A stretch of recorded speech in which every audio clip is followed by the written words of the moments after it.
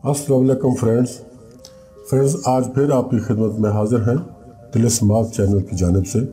और एक बहुत बड़ी फरमाइश है जो काफ़ी अरसे से हमें मौसूल हो रही है, लेकिन आज हम उस फरमाइश को पूरा करने जा रहे हैं।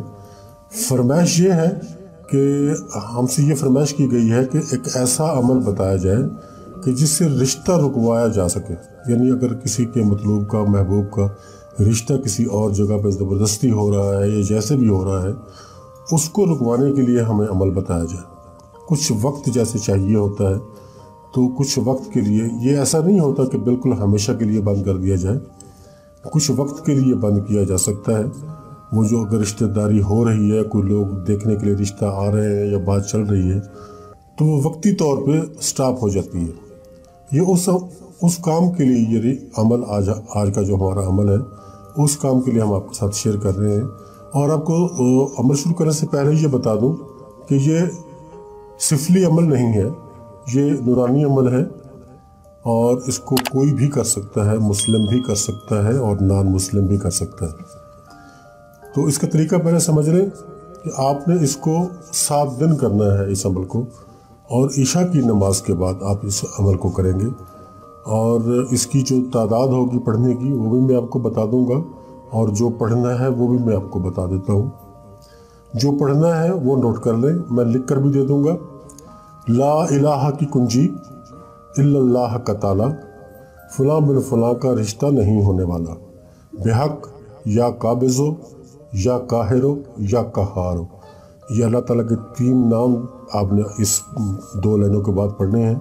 पहली लाइन ये होगी, ला इलाहा की कुंजी इल्लल्लाह का ताला, फलां बिन फलां का रिश्ता नहीं होने वाला।